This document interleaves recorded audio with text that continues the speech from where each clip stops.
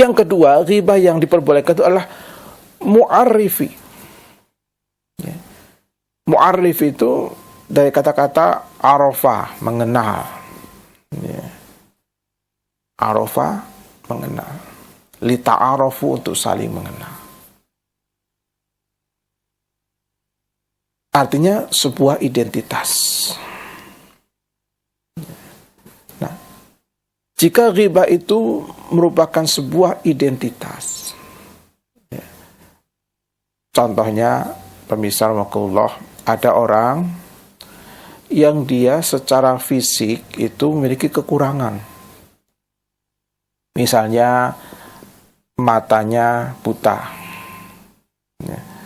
Atau matanya juling, ya. Juling, jadi penglihatannya sepertinya ke kanan padahal ke kiri, ya karena memang cacat. Atau misalnya kakinya pincang, ya. Atau tidak punya kaki, buntung, ya. Dan seterusnya. Ini tentu contoh-contoh cacat fisik yang terjadi. Atau mungkin kepalanya botak, sudah tidak tumbuh rambut lagi, ya. Nah, asalnya ini adalah sifat-sifat aib terkait fisik seseorang. Tetapi ketika disebutkan fulan, misalnya si buta atau si pincang misalnya, itu niatnya sekedar untuk identitas, membedakan antara dia dengan fulan yang lain. Karena mungkin ada orang yang namanya sama di sekitar tempat itu. Apalagi kalau misalnya di pasar, ya. Namanya Joni. Nama Joni itu banyak. Joni yang mana? Joni si buta, Joni si botak, Joni si gundul, Joni si pincang.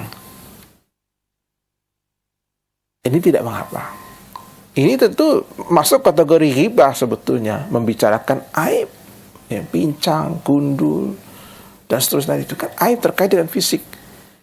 Tetapi itu dilakukan hanya sekedar untuk identifikasi saja, membedakan antara si fulan dengan si fulan. Karena kalau tidak, mungkin agak kesulitan orang itu untuk mengetahui dan memberikan penjelasan.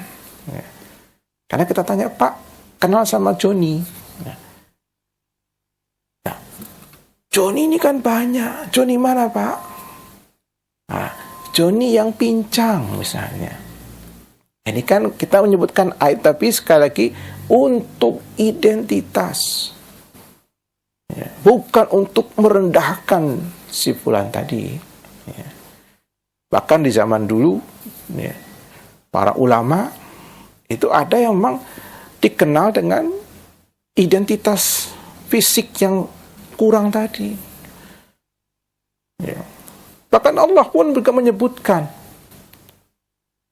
tentang sahabat yang buta, ya.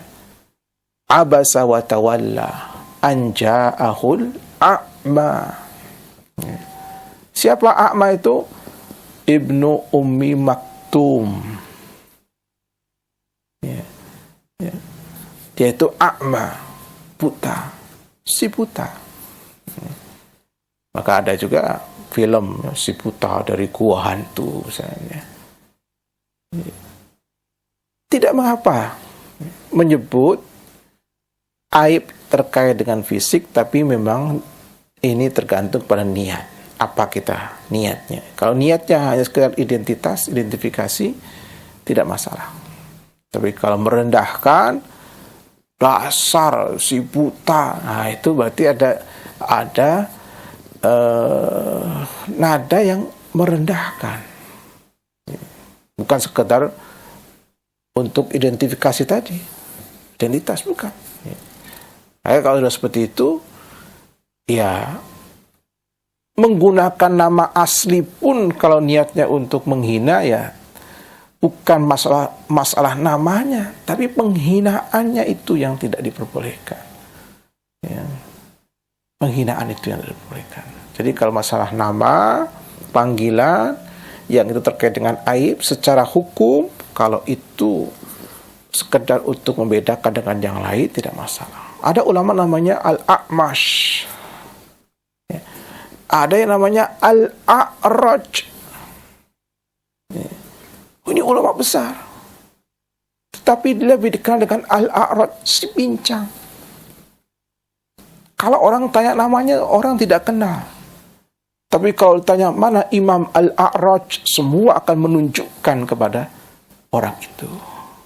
Ya, jadi ini contoh ya, bahwa ya, menyebutkan aib terkait dengan fisik, tetapi hanya untuk identitas, ya, untuk mengenalkan dan membedakan antara dia dengan yang lain, maka itu tidak mengapa.